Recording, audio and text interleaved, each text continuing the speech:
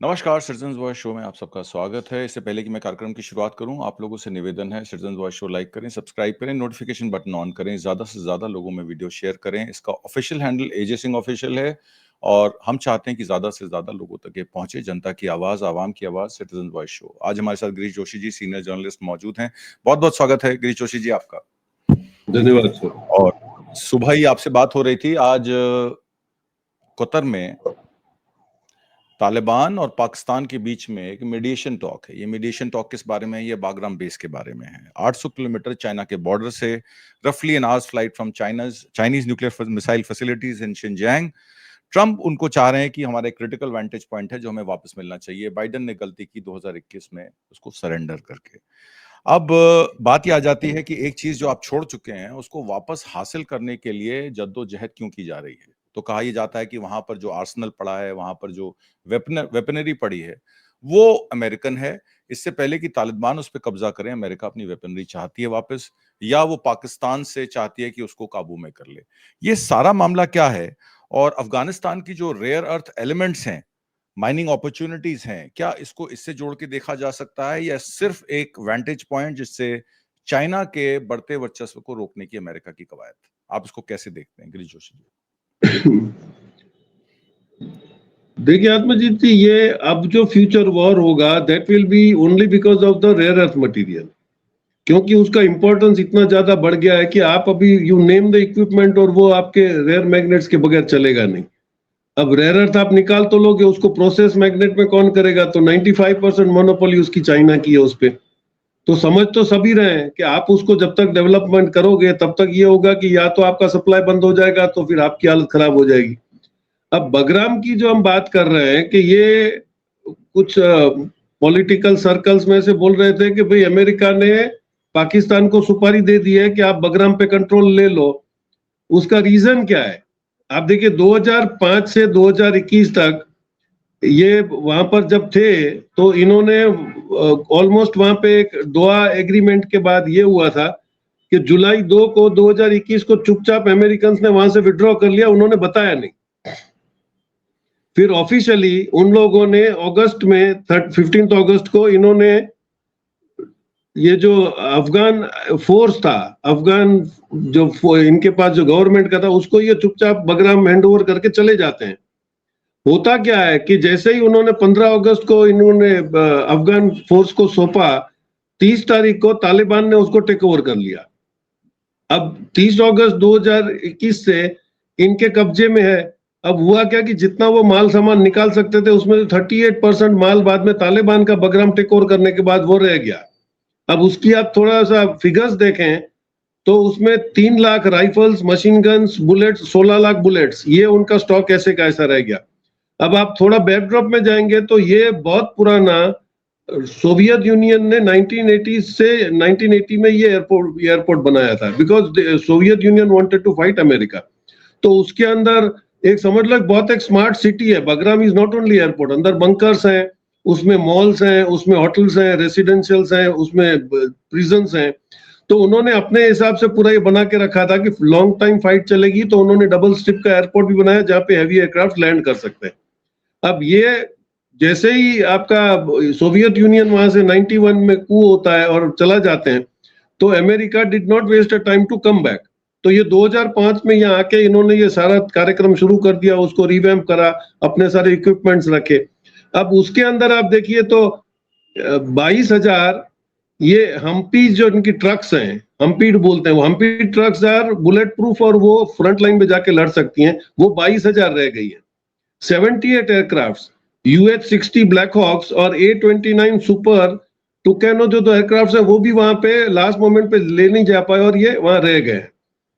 Electronic devices उसमें हैं, 17,500 आपके सर्वेलेंस के इक्विपमेंट्स वहां पर हैं। अब इनको ये डर है कि इसको अगर यूज किया जाए, पहले तो ये था कि उसके अंदर जो सिस्टम्स थी उसको तो आपको अगर रिवैम्प करना है तो अमेरिका की सपोर्ट लेनी पड़ेगी। Now that is an old story. अब यहाँ पे अगर चाइनीज वाले आ जाते हैं या हमारे इंजीनियर्स चले जाते हैं who are now well equipped to do operate all this things, या उसको मॉडिफाई भी कर सकते हैं। अमेरिका को यह डर है कि भाई जल्दी से ये चीजें या तो नष्ट कर दी जाए, क्योंकि अगर इनका इस्तेमाल शुरू हुआ तो उनको बहुत भारी पड़ेगा, क्योंकि अभी भी उनको यहाँ पर कुछ ना कुछ मिसचीफ करने का शौक तो लगा हुआ है। अब reason is they are now concentrating, जैसे ये डिक्लेरेशन हुआ कि वाखान बॉर्डर जो है, अब वो टोटली तो आप समझ लो 350 किलोमीटर लंबी है, लेकिन 13 किलोमीटर ही 15 किलोमीटर ही चौड़ी है। अब ये Wakhan border is very very important, like our chicken next in north east. Wakhan border 4 countries को ज्वाइन करता है, China, Afghanistan, Pakistan and Kazakhstan. तो ये 4 में इंपॉर्टेंट क्या है कि तजाकिस्तान के पास रेयर अर्थ मटेरियल बहुत है, अभी अफगानिस्तान में भी माइनिंग शुरू हो गया, तो इस पे कंट्रोल कौन लेगा? अब ये कंट्रोल लेने के लिए वाखान बॉर्डर को कब्जा लेना, ये बहुत पहले की स्टोरी थी कि जब ब्रिटिश गवर्नमेंट ने ये जानबूझ के बफर जोन बनाया था ताकि सोवियत यूनियन आके हमारे पे अटैक ना कर दे, तो इन्होंने बफर जोन रखा जो बाय डिफॉल्ट अफगानिस्तान के पास चला गया है। अब चाइना को 2 सुपारियां मिली है कि एक तो इनके जो आर्म्स और जो वहां पे इक्विपमेंट्स पड़े उनको वो खत्म करे, और वाखान बॉर्डर पे कैसे भी कंट्रोल करके ये समझा के कि अगर वाखान बॉर्डर इनके हाथ पे आ जाता है तो आपके BRI में सीधा ज्वाइन होगा और आपका ग्वादर पोर्ट तजाकिस्तान के साथ जाके मिल जाएगा और वहां से आपका रेल रूट का सारा बिजनेस शुरू हो जाएगा। अब इस एवज में कैसे हो ये शुरू हुई, आप देखिए जैसे ही मुत्तकी यहाँ आते हैं इंडिया में 24 घंटे के अंदर वहां पे एक आपका एजिटेशन शुरू हो जाता है, आपने अटैक कर दिया। अभी एक पठान भाई करके एक ब्लॉग है, वो अफगानिस्तान से ब्लॉगर, अभी मैं उसका 1 घंटे पहले उसने अपलोड किया था, मैं देख रहा था, he was showing the on the spot वो था। उसने बोला 6 चौकियों पे से पाकिस्तान के सैनिकों को इन्होंने मार दिया, लैंड पे ये अटैक करने की इन्होंने कोशिश करी, they had a very bad days to see, तो उन्होंने मार दिया। उसके बाद इसने बोला कि अफगान गवर्नमेंट ने बोला है आपकी आर्मी को बोलो कि व्हाइट झंडा लेके आके कम से कम इनकी डेड बॉडीज ले जाए, क्योंकि ये यहाँ पे खराब हो रही हैं और वहां पे कोई रेसिडेंशियल एरियाज नहीं है, तो परेशानी ना हो इसलिए आप अकेले, there is no response from Pakistani army. अब वो उन्होंने फिर उसने एक वो बता दिया कि भाई यंग एक अफगान का आर्मी चीफ है, दैट इज मुल्ला मोहम्मद याकूब, बोलता है वो फ्रंट लाइन पे लड़ रहा है और उसके पिक्चर्स आ रहे हैं, तो आपके यसीम मुनीर कहाँ पर है, why are they not fighting? तो ये जो लैंड पे आएंगे तो उनको पता है कि जो फुट की आर्मी जो है अफगानिस्तान की, उसने रशिया को नहीं गांठा था, उसने अमेरिका को बर्बाद कर दिया था, तो मतलब ये लैंड पे तो लड़ना आपकी इसकी हैसियत नहीं है। So now they are switched on to air force और वो कोशिश कर रहे हैं कि यहाँ पे अटैक करके वो जितना सामान डैमेज कर सके, वहां से उठाने की पोजीशन अभी नहीं है, क्योंकि आमिर खान मुख्तवी ने यहाँ पे इंडिया का एक प्लेटफॉर्म यूज करके बहुत ही एक स्ट्रॉन्ग मैसेज दिया था कि हम 1 इंच भी बगराम का देंगे नहीं अमेरिका को, that was the final call, और 24 घंटे में ये वॉर शुरू होती है। तो आप ये पूरे डॉट्स मैच करोगे तो समझ में आ जाएगा कि पाकिस्तान के अमेरिका का एटीट्यूड यही है कि पाकिस्तान को यूज करके या तो बगराम पे जितना सामान पड़ा है उसी को डैमेज कर दो। अब एयरफोर्स कितना केपेबल है वहां जाने में, और सेकेंडली आप जियोपॉलिटिकल सिस्टम देखो तो चाइना का इंटरेस्ट ये है कि वागान बॉर्डर ऐसा ही रहे, क्योंकि उसका लिंकेज टूट जाएगा विथ अफगानिस्तान। अफगानिस्तान में माइन का एक्सट्रैक्शन जो है वो ऑलरेडी चाइना ने बगराम के बाद बहुत ज्यादा जमीन लेके रखी है, वहां पे ऑलरेडी रेयर अर्थ मटेरियल्स का एक्सट्रैक्शन चालू है। हम लोगों ने जो कॉन्ट्रैक्ट लिया है, Indian companies are also there, हम लोगों ने वहां पे हॉस्पिटल्स बनाई है, हमने काफी कुछ इंफ्रास्ट्रक्चर बनाया है, डैम्स हमने बनाए, तो उसका भी मेंटेनेंस वगैरह हमारे साथ चल रहा है। लेकिन अब क्या हो रहा है बगराम में, दिक्कत ये होगी कि अभी आप देखो कि why America is more bothered. यहाँ पे एक एलईबी कंपनी थी जिसको टर्की से अपना सिंदूर के बाद हम लोगों ने उनको निकाल दिया था यहाँ से। They are maintaining 23 international airports for many years, तो टर्की की उसमें स्पेशलिटी थी। एलईबी कंपनी को हमने जैसे निकाला तो जीएसी एक कंपनी है साउथ यूए की, उसके पास बगराम का मेंटेनेंस था, उसने इनको हायर कर लिया और वहां पे अभी the whole airport is being managed by LEB.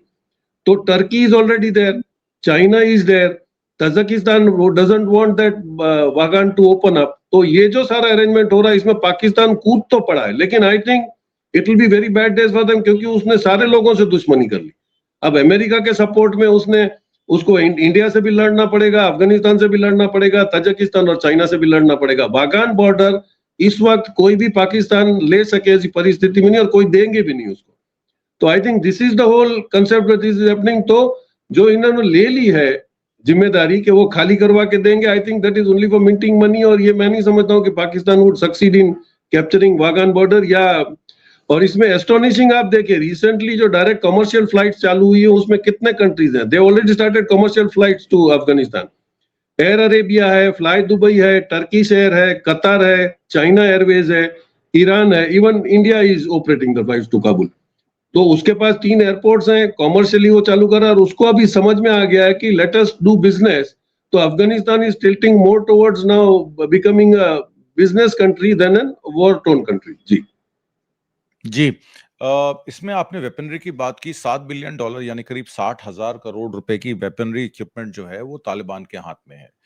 President Donald Trump एक स्ट्रैटेजी के तहत बैग्राम एयरबेस को इसलिए भी टेक ओवर करना चाहते हैं, आपका कहना है कि they want to reestablish a limited US military presence basically through diplomatic pressures, और उसके बाद वो तालिबान को एक्रेडेंस देने की बात कर रहे हैं। बार्गेनिंग चिप उनका यही है कि हम आपकी गवर्नमेंट को रिकॉग्नाइज कर लेंगे अगर आप हमें बैग्राम एयरबेस बस दे देते हैं।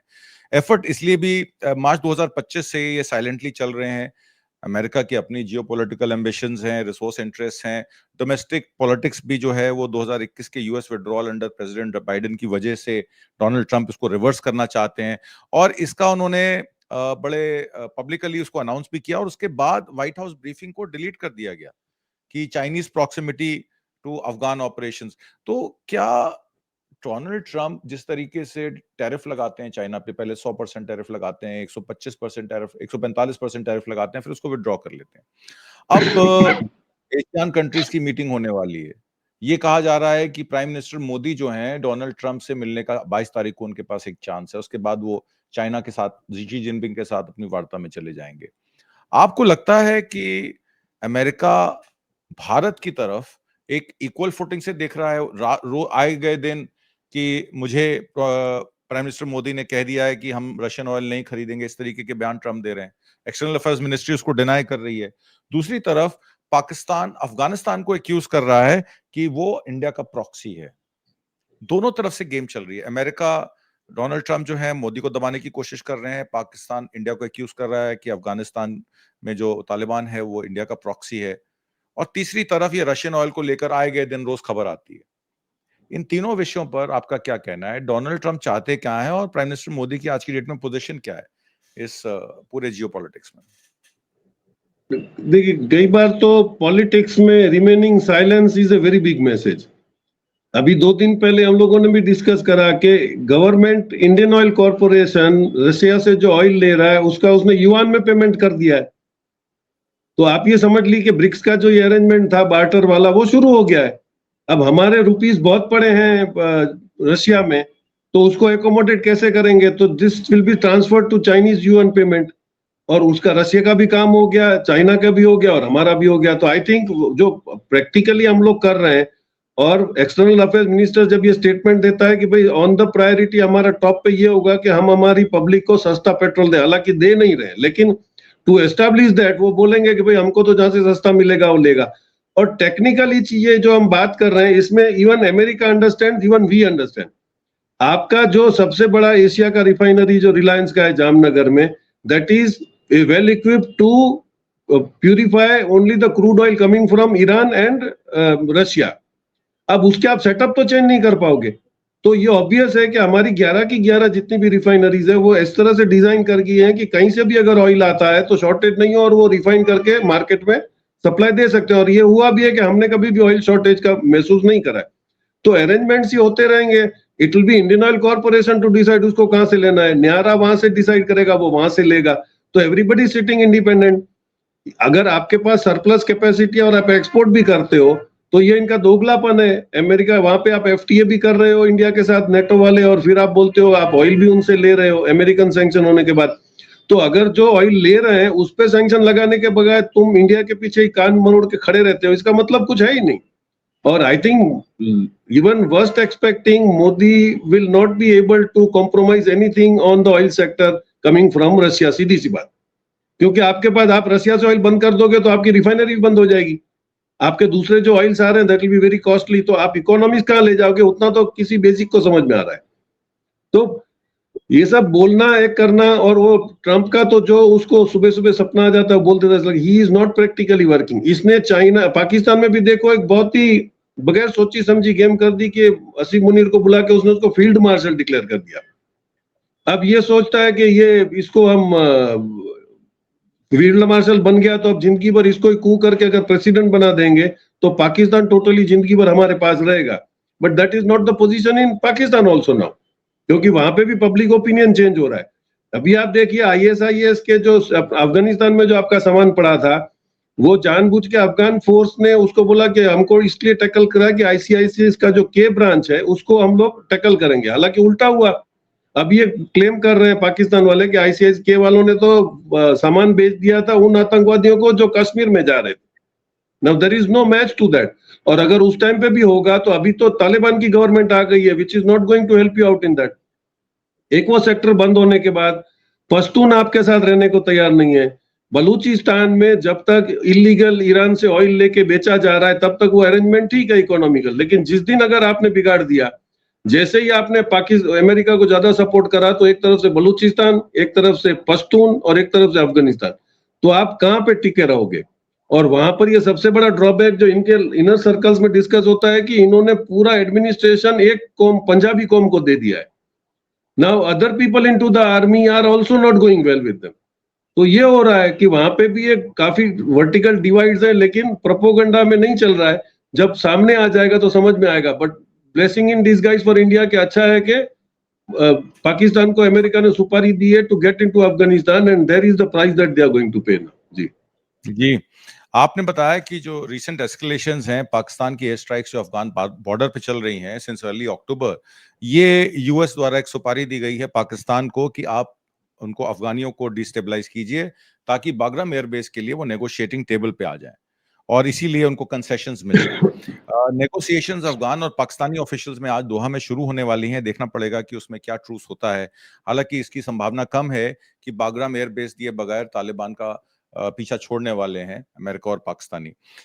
तालिबान ने कैटेगरिकली इसको डिनाई किया है। उन्होंने कहा है कि दोहा का 2020 का एक एग्रीमेंट है जो ट्रंप के फर्स्ट टर्म में साइन हुआ था, उसमें यूएस इंटरफेरेंस इन अफगान सॉवरेनिटी पर पूरा साइन किया गया था कि अमेरिका जो है यूएस सॉवरेनिटी पर टारगेट नहीं करेगा। उनके स्पोक्स पर्सन हमदुल्ला ने फितरत ने कहा कि ये वायलेशन जो हैं ये जो हमारी कमिटमेंट्स थी उसकी वायलेशंस हैं और उन्होंने कहा था कि ऐसे फॉरेन फुटप्रिंट्स वुड इग्नाइट जिहाद and fracture Taliban unity regionally. अगर अक्टूबर 8 की बात करें तो मॉस्को फॉर्मेट स्टेटमेंट में 10 कंट्रीज जिसमें यूएस था, India, Pakistan, China, Russia, Iran, उन्होंने external military infrastructure in Afghanistan को डिनाई किया कि ये जो रीजन है इसमें स्टेबिलिटी को थ्रेट करेगा और तालिबान को बैक किया। इसमें इंडिया भी शामिल था। चाइना ने इस क्रिटिसाइज, ऑब्वियसली चाइना का तो वेस्टेड इंटरेस्ट है क्योंकि वो चाहता नहीं कि अमेरिका वहां पर बेस बनाए। Bagram would require about 10,000 troops and advance defences resembling a reinvasion and contradictory. तो ये जो एक री इन्वेजन की बात हो रही है, आपको लगता है कि ट्रंप की पोजीशन है $40 ट्रिलियन की डेट उसके सर पर है, पाकिस्तान अपनी एग्जिस्टेंस की लड़ाई लड़ रहा है और जनरल मुनीर जो फील्ड मार्शल मुनीर बन चुके हैं वो शाहबाज शरीफ को एज सेकंड फिडल भेजते हैं। कभी अमेरिका भेजते हैं रेयर अर्थ मिनरल्स की चीजें दिखाने के लिए, कभी उनको दोहा की टॉक्स में इनके रिप्रेजेंटेटिव्स को भेज देते हैं। तो फील्ड मार्शल मुनीर कंट्रोल कर रहे हैं शाहबाज शरीफ को। आपको लगता है आने वाले समय में फील्ड मार्शल मुनीर जो है टेक ओवर कर लेंगे पाकिस्तान गवर्नमेंट को? पाकिस्तान की हिस्ट्री देखो तो it is written on the wall. ये शाहबाज शरीफ को आगे करेगा डिप्लोमेटिकली, जैसे ही फेल हो जाएगा वहां पे कू हो जाएगा, army will take away the government. ये तो पहले भी होता रहा है और यही सिम्टम्स खड़े हो रहे हैं। लेकिन दुआ की जो आपने बात करी 2020 में, उसमें आपको एक चीज ऐड कर दूं कि उनके जो एग्रीमेंट हुई थी दैट वाज विथ ANDSF, वो था Afghan national defence and service forces which is no more there. तो तालिबान उसको क्यों ऑनर करेगा, ये सीधी सी बात है। इसीलिए नाउ अमेरिका इज ट्राइंग कि भाई अगर हमारा सामान वहां पे पड़ा है तो उनको काम ना है, इसलिए या तो पाकिस्तान को बोला उसको खत्म कर दो, बम्बार्डिंग कर दो। लेकिन दिक्कत यह है कि उनके एयरफोर्स अभी वो अंदर तक नहीं जा पाएगा क्योंकि they can not expect help from China now. Sindoor में तो उन्होंने बोनी पॉइंट्स कमा लिए कि चाइना ने हमको हेल्प करा था, यहाँ पे वो सिचुएशन नहीं है। Russia has already provided them with drones and anti aircraft missiles. तो ये होगा कि पाकिस्तान एंटर होता ही शायद उससे ज्यादा नुकसान कर बैठेगा। तो ये प्रपोजल ले लिया गया है या तो एडवांस ले लिया गया है, बट दीज थिंग्स विल सब टाइम। और अभी ऐसे लगा कि अफगानिस्तान ने जो अपना डेवलपमेंट का रूट पकड़ लिया और उसने बता दिया है कि उसके पास 44 लाख टन तो अभी उसके पास लिथियम है which is very badly needed by the world. तो वो अभी निगोशिएट कॉमर्शियल बेस पे ही करेगा। I think war is obsolete now. वो अभी वॉर मटेरियल से कोई यहाँ पे अफगानिस्तान में सेटलमेंट नहीं होगा, जो होगा वो बिजनेस पर्पज से ही होगा, और that is a good thing for the Asia continent itself. जी 44 मिलियन टन के अलावा 1.4 मिलियन यानी कि 14 लाख टन उनके पास yes, rare earth much elements बहुत और है, यस। इसलिए उसको टारगेट किया जा रहा है। हालांकि तहरीके तालिबान पाकिस्तान को संरक्षण देने पर अफगानिस्तान को पाकिस्तान कहता है कि इन्होंने हमारे जो मिलिटेंट्स हैं जो हम पर अटैक करते हैं, तो बड़ा गंभीर विषय ये आ जाता है कि जो कहा जाता है पाकिस्तान एक फैक्ट्री है जो टेरर आउटफिट्स को ट्रेन करती है, वो तहरीके पाकिस्तान से डर के स्ट्राइक कर रहे हैं। हालांकि इसमें 200 लोग अगर अफगानिस्तान में कहा कि मारे गए, तो पाकिस्तान फोर्सेस के भी काफी लोग इसमें फौत हुए हैं। देखना ये पड़ेगा कि तालिबान पाकिस्तान को काउंटर कैसे करता है। अफगानिस्तान और पाकिस्तान बॉर्डर इस टाइम वॉलेटाइल है। कतर की टॉक्स जो हैं वो बागराम एयर बेस को लेकर अमेरिका की कवायद पर की जा रही हैं। लगता नहीं कि तालिबान इसको रिलेंट करेगा। लड़ना उसको मंजूर है, सरेंडर करना मजबूर नहीं है। तो इसी चर्चा को आज खत्म करते हैं। कृषि जोशी जी, आज की परिचर्चा में भाग लेने के लिए और बहुत सारी महत्वपूर्ण जानकारियां देने के लिए बहुत बहुत धन्यवाद। नमस्कार। Thank you sir.